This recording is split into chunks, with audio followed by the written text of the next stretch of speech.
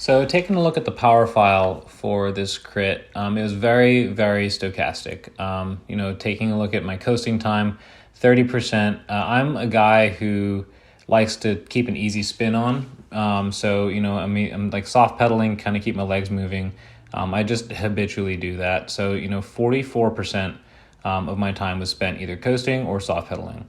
And then the other 33% was spent above 424 watts. And it's probably spiking up much greater than that. So you're either sprinting or you're not. And this course kind of lends to that because the profile, and even though it's a classic four corner crit, one half is on an uphill, the other half is on a downhill.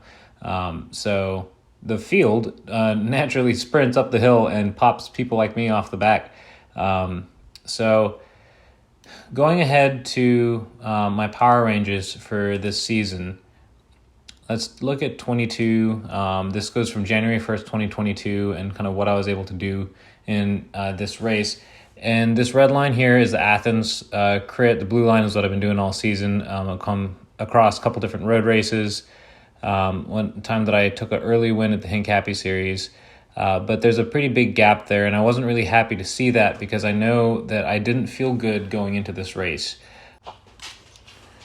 So this gap you see here in the middle, there was a rider who took a pretty nasty spill in the fourth lap. So after a couple more, the refs finally neutralized it so we could allow him time to get off the field. And then immediately after that, it was right back to this up, down, up, down, up, down. There was even going downhill, it felt like there's no time for a reprieve. So let's go ahead and watch this video and see how it plays out.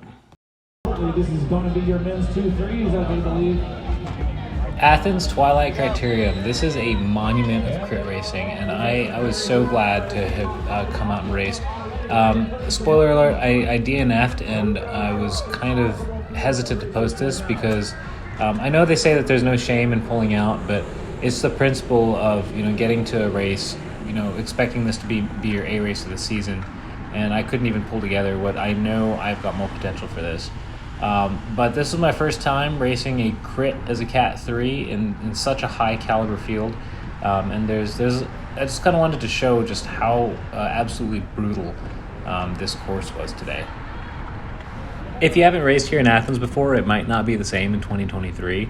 I was talking to some locals who come out every year to watch this race, and they're saying that some construction that's happening on the original course is going to be finishing up.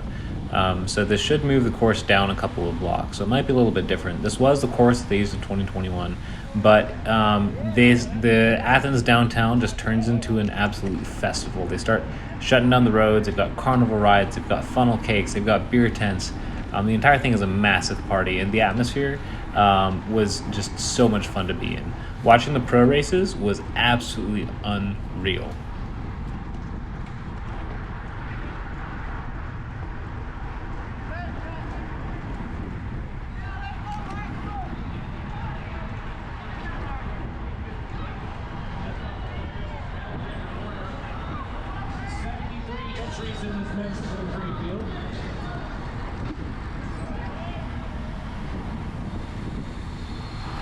Yep, so there are two parts on the course. After the short little kicker was, 6, 7, 800 watts pretty much every time to try and stay attached.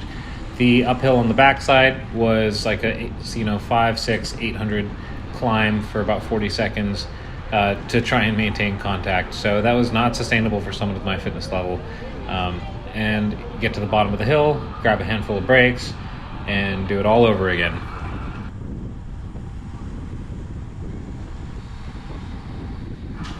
So as you can see, right now we're on the really long downhill, and everybody in front of me is already just straight coasting, grabbing brakes, and the first couple laps are a lot of trying to figure out how fast we can actually take the turn. So I have never taken a corner as slow as 15, 16 miles an hour, and we, at the back of the group, when the front of the peloton just starts sprinting up this really long hill, that slingshot accordion effect is, magnified the further back you are. And as long as this hill there is definitely no sag climbing. So if you saw at the very start of this video, I started at the near back of the group, and I think I had one person behind me. So the entire race, I felt like I was just trying to stay attached. If you haven't raced here in Athens before, it might not be the same in 2023. I was talking to some locals who come out every year to watch this race, and they're saying that some construction that's happening on the original course is going to be finishing up. So this should move the course down a couple of blocks. So it might be a little bit different. This was the course that they used in 2021, but the Athens downtown just turns into an absolute festival. They start shutting down the roads. They've got carnival rides. They've got funnel cakes. They've got beer tents. The entire thing is a massive party, and the atmosphere was just so much fun to be in.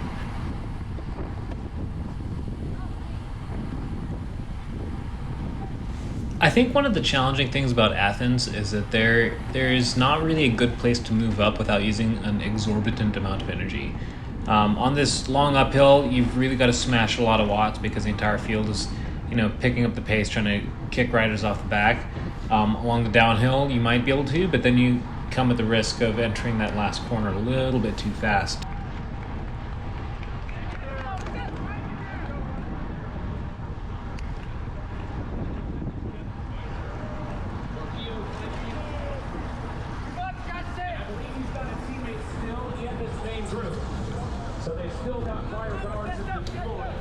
And this here is an example of how to not take a turn. I'm taking an inside line, trying to get a couple positions, but this rider in white and yellow had the right of way. So if I didn't brake, that I would have been run into and probably caused a crash. So I had to grab some brakes, slot in behind him, and then surge again to try and get back into position right before surging again up this little kicker. So that's how to not do it.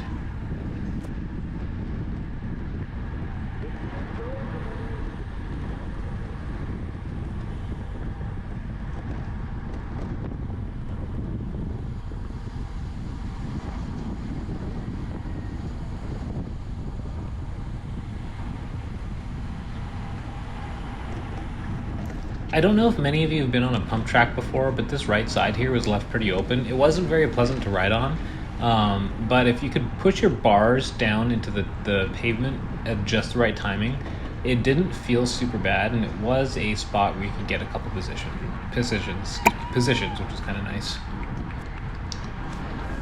This hill, because I was on the back, it almost always felt like there was somebody who's fading, and it left this massive gap that I had to try and close. I've got a decent long power, but trying to do this over and over and over again above threshold really bled me out. So still trying to close this gap up a little bit. That is a really bad crash. Let's back it up. Let's see what's going on here. Yeah, this is very obviously not good. Yeah, man, this guy's wheel is even just completely wrecked in two.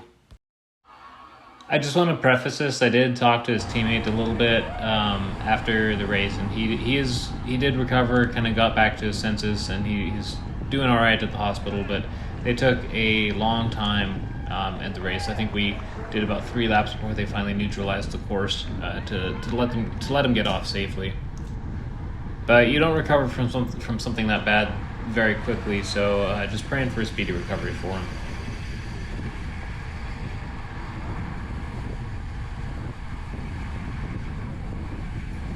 So last week I was racing in the Spartanburg crit. I got caught up in a pretty gnarly crash, though. I had let a gap open up in front of me going into the final corner, and it wasn't really the final corner. It was corner 4 before the finish straight, but the right line kind of converged in front of me, and I had, by letting that gap open up, I had effectively yielded that line to some riders who were, going a bit faster. They converged in front of me. I got bumped into the inside barrier. Then both me and the guy who we made contact with pushed out to the outside barrier and got caught up in a pretty nasty crash there.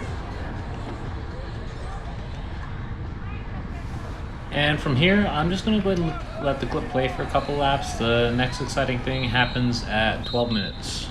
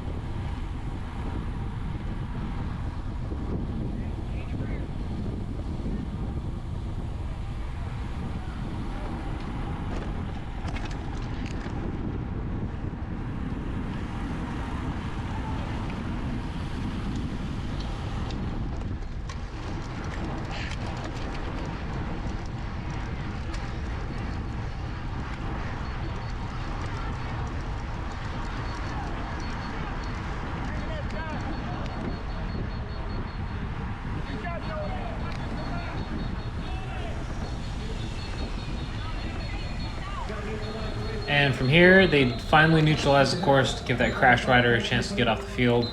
I'm going to go ahead and spare you 8 minutes of heavy breathing as I do not successfully catch my breath.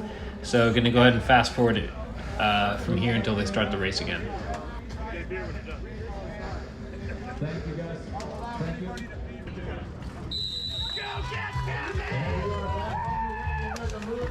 All right, y'all, getting this rolling again. Honestly, from this point on, it's a lot of the same. It's really surgy up the hill. I'm kind of covering gaps that are created from people finally giving up until eventually the same happens to me. You know, a couple of riders took advantage of the neutralized part and kind of scooted up around the side. I felt that was kind of in bad taste. I was in the back to begin with. I never really made good progress, so I kind of stayed at the back of the neutral field. And oddly enough, I still was able to hang on, I think, far enough to finish about 30th out of about the 70 riders or so. Technically, it qualified me for the amateur finals. I didn't know that. I figured just by virtue of me DNFing, I kind of just threw in the towel. But even if I knew that I had qualified, I probably wouldn't have. I wasn't feeling very good this day, so it was only going to lead to bad decisions as I kind of went cross-eyed. And having come out of a crash from Spartanburg, I kind of didn't want to risk it. So I decided to kick back, take in the evening races, drink some beer, and kind of have a blast. So it was a lot of fun. I'm going to go ahead and fast forward it from here until the point that I magically blew up, so you can kind of see how I threw in the towel and then cut it. So thanks for watching, and I'll see you next time.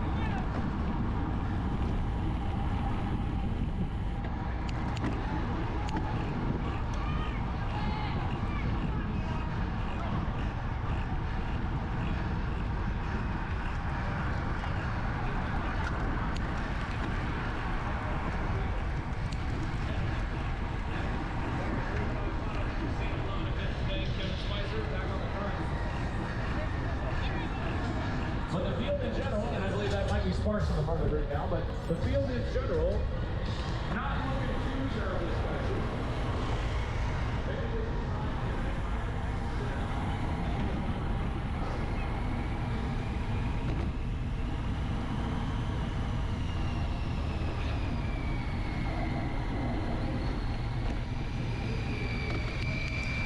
I'm out.